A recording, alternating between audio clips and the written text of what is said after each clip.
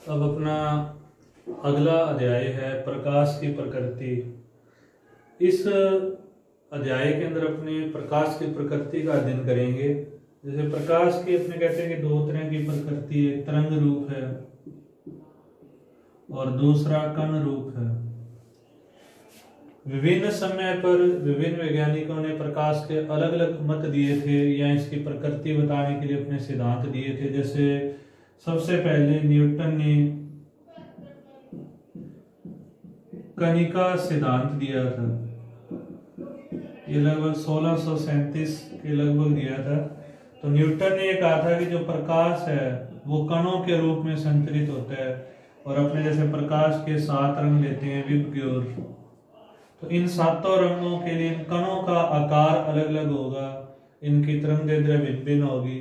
जैसे लाल रंग है, इसकी तरंगदैर्ध्य ज्यादा होती है तो इसके कणों का आकार बड़ा होगा।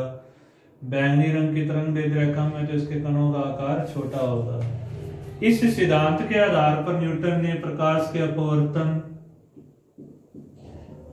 परावर्तन, ऋजुरेखीय संचरण, इसका मतलब होता है सरल रेखा में संचरण,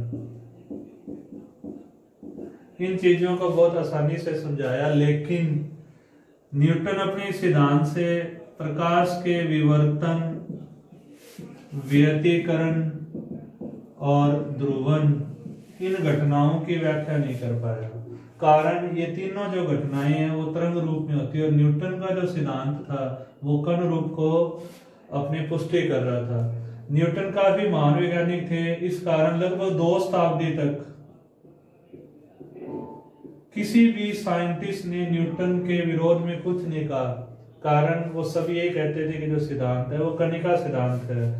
1678 के आसपास एक साइंटिस्ट थे हाइगेन, उन्होंने सर्वप्रथम पहली बार ये बोला था कि जो प्रकाश है वो तरंग रूप है, कण तो है लेकिन उसका एक अन्य रूप भी वो अपने पास तरंग रूप है। उसके अनुसार प्रकाश ऊर्जा का रूप है, या अपने कहेंगे जो प्रकाश का तरंग सिद्धांत है, इस सिद्धांत के अनुसार प्रकाश ऊर्जा का रूप है और अनुप्रस्थ तरंगों के रूप में संचरित होता है। जैसे कक्षा 11 का अपना तरंग पाठ था, उसके अंदर अपने अनुदैर्ध्य और अनुप्रस्थ बताया था। अगर कंपन और संचरण एक ही दिशा में हो तो वो अनुदैर्ध्य तरंग होती हैं, और कंपन संचरण के लंबवत हो तो उसे अपने अनुप्रस्थ तरंग कहते हैं। तो हाइगेन ने कहा कि प्रकाश ऊर्जा का रूप है, यह अनुप्रस्थ तरंगों के रूप में माध्यम में संचरित होता है। और इसके लिए उसने ये बात कही कि एक माध्यम है जिसके अंदर ये अनुप्रस्थ तरंगे संचरित होती है, और उसने उस काल्पनिक माध्यम का नाम ईथर दिया।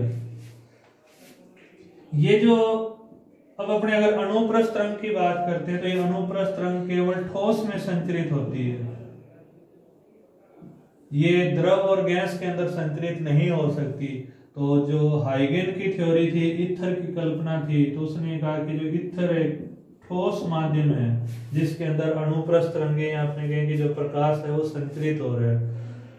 लेकिन निकट भविष्य के अंदर बाद में कई वैज्ञानिकों ने प्रयोग किए, अगर ईथर ठोस माध्यम होता तो इसका ग्रहों से घर्षण होता तो उससे उनकी गति परिवर्तित होती, लेकिन आज तक ग्रहों की, सूर्य की या किसी पिंड की गति में कोई परिवर्तन नहीं हुआ। तो इस आधार पर ईथर नामक माध्यम की जो कल्पना थी वो निरर्थक थी। दूसरा माइकलसन और मोरले,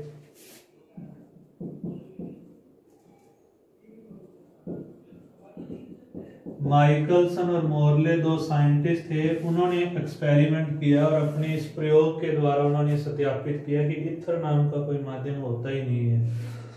मौजूदा जो अपना सिद्धांत है, जैसे लेसर टेक्निक है अपने, जिसे अपने आम भाषा में लेजर बोल देते हैं, इससे भी ये पुष्टि हुई कि ये माध्यम नहीं है। हाँ, लेकिन इस चीज को छोड़ दें तो हाइगेन ने तरंग सिद्धांत की नींव रख दी थी। उसके अनुसार ये ऊर्जा का रूप है, अनुप्रस्थ तरंगों के रूप में संचरित होता है, और प्रकाश की जो चाल है, प्रकाश जो अपने माध्यम है उसकी प्रकृति पे निर्भर करती है। जैसे पानी के अंदर चाल अलग होगी, कांच के अंदर चाल का मान अलग होगा, हवा के अंदर मान अलग होता है अपने।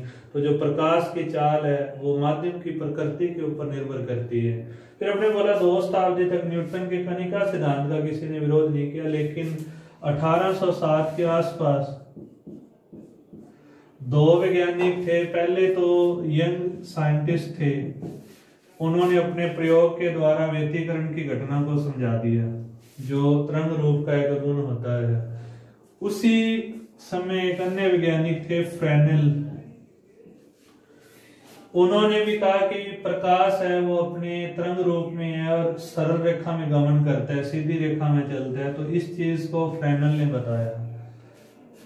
1850 के अंदर एक वैज्ञानिक थे फूको, उन्होंने ये पहले बताया कि माध्यम का घनत्व जितना अधिक होगा, अगर अपने कहें कि घनत्व अधिक है तो जो प्रकाश की चाल है वो उतनी कम होगी। तो फूको पहले साइंटिस्ट ने कहा था कि अगर माध्यम का घनत्व या अपवर्तनांक बदलता है तो उस स्थिति के अंदर प्रकाश की चाल का मान परिवर्तित होता है। और ये वाली जो बात थी घनत्व पर प्रकाश की चाल निर्भर करती है, ये कणिका सिद्धांत के प्रतिकूल थी, इसको अपोजिट करती थी, इसका विरोध करती थी। और ये तरंग सिद्धांत के अनुकूल थी। तो फूको के अनुसार कणिका सिद्धांत अगर अपने मान्य लेके चलते हैं फिर ये चीज नहीं होगी, घनत्व अधिक है तो चाल पे कोई प्रभाव नहीं पड़ेगा। लेकिन जब प्रकाश विरल से सघन माध्यम में जाता है तो उसकी चाल कम हो जाती है, और सघन से विरल में जाता है तो उसकी चाल अधिक होती है। यह वक्तव्य तरंग सिद्धांत के अनुकूल और कणिका सिद्धांत के प्रतिकूल था। 2 सिद्धांत तो ये थे, एक तो अपने हो गया कणिका और दूसरा तरंग सिद्धांत हो गया। यहाँ से तरंग सिद्धांत सर्वमान्य हो गया।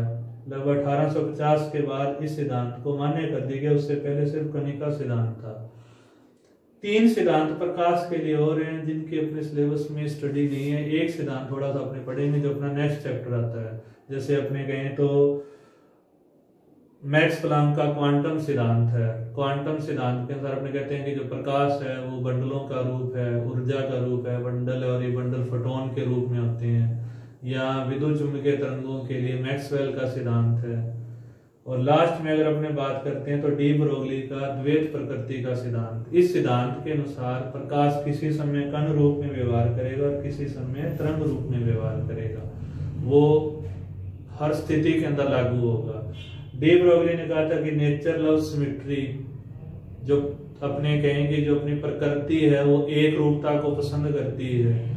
तो फिजिक्स के जो नियम तरंग रूप में लागू होते हैं वही सेम नियम कण रूप में लागू होते हैं। ये नहीं कि कण और तरंग रूप के नियम अलग अलग होते हैं। ये डी ब्रोगली का द्वैत प्रकृति का सिद्धांत था।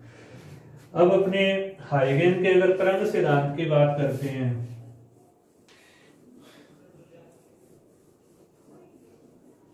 तो हाइगेन ने ये कहा कि जो जैसे अपने एक एग्जांपल लेते हैं कि अपने स्थिर पानी के अंदर पत्थर फेंकते हैं, तो जहां पत्थर फेंकते हैं तो उसके चारों ओर इस तरह वल्ले बन जाते हैं।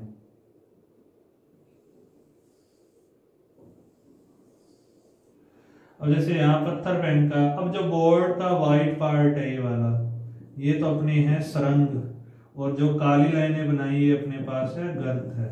जब पानी में पत्थर फेंकते हैं तो इस तरह लहर चलती है। उबरा जो जैसे धनात्मक अधिकतम आयाम है ये तो सरंग होता है, और ऋणात्मक अधिकतम आयाम है ये अपने पास गर्त होता है। अब यहाँ अपने पत्थर फेंका, यहाँ से ऊर्जा का संचरण हुआ, मान लेते हैं ऊर्जा यहाँ तक पहुंचेगी। जब यहां से ऊर्जा यहां पहुंचेगी तो इस जगह के जो सारे कण हैं वो समान कला में कंपन करेंगे।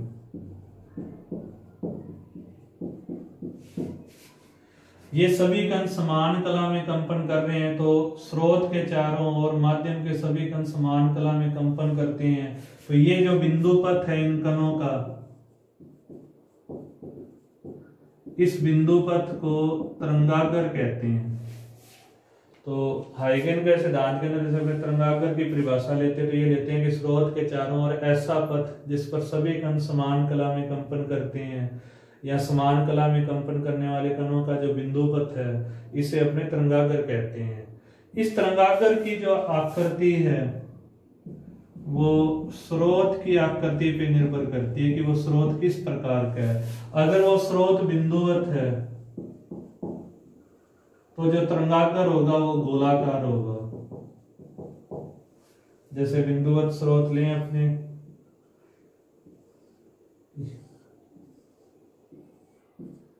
ये जो अपने एरो लगा रहे हैं, तीर लगा रहे हैं, ये तो अपने पास है प्रकाश किरण। ये चारों ओर जो अपने गोलाकार हिस्सा दिखा रहे हैं अपने वृत्त के रूप में, तो ये गोलाकार तरंगागर है। तो अगर स्रोत बिंदुवत है तो जो तरंगागर की आकृति है वो गोलाकार होती है। प्रकाश किरण और तरंगागर सदैव एक दूसरे के लंबवत होते हैं। अगर जब भी तरंगागर की अपनी आकृति बनाते हैं, चाहे वो गोलाकार बनाए चाहे बेलनाकार या समतल है, तो उस स्थिति के अंदर प्रकाश किरण और तरंगागर के मध्य सदैव 90 डिग्री कोण ले आता है, या ये कह सकते हैं प्रकाश किरण सदैव तरंगागर के लंबवत होती है।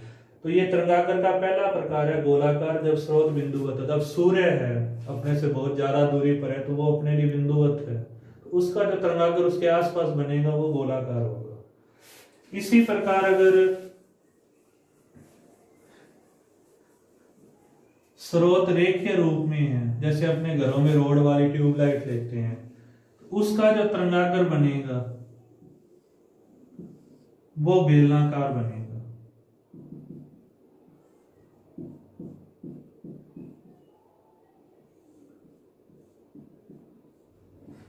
तो अपने कह सकते हैं अगर प्रकाश स्रोत रेखीय है तो उसका जो तरंगागर है वो बेलनाकार होता है।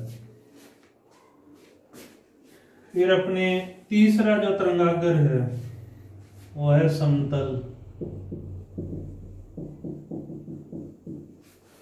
अब स्रोत अपने से काफी ज्यादा दूरी पर स्थित है, जैसे सूर्य की बात अपने करते हैं, तो सूर्य के आसपास का तरंगागर गोलाकार था। अब ये तरंगागर अपने पृथ्वी तक आ रहे हैं, तो सारा तरंगागर तो पृथ्वी तक पहुंचेगा नहीं है, एक इस तरंगागर का एक हिस्सा पृथ्वी तक पहुंचेगा। तो जब ये तरंगागर है बहुत लंबी दूरी तय कर लेगा, तो उस स्थिति में जो पृथ्वी द्वारा जो इसका हिस्सा या भाग रोका जाएगा वो जो तरंगागर होगा वो समतल होगा। तो जब प्रकाश स्रोत बहुत दूरी पर स्थित होता है तो गोलाकार या बेलनाकार तरंगागर का एक छोटा भाग है वो समतल तरंगागर की भांति व्यवहार करता है। तो ये तरंगागर था, अभी अपने परिभाषा बोली, समान कला में कंपन करने वाले कणों के बिंदुपथ को तरंगागर कहते हैं। इसकी आकृति स्रोत की आकृति पर निर्भर करती है। अगर बिंदुवत स्रोत है तो ये गोलाकार होगा, रेखीय स्रोत है तो ये बेलनाकार होगा, और अगर तरंगागर गोलाकार या बेलनाकार बहुत लंबी दूरी तय कर रहा है, जैसे प्रकाश सूर्य से पृथ्वी तक पहुंच रहा है, तो इसका जो एक छोटा अंश या छोटा भाग है वो समतल तरंगागर की भांति व्यवहार करेगा।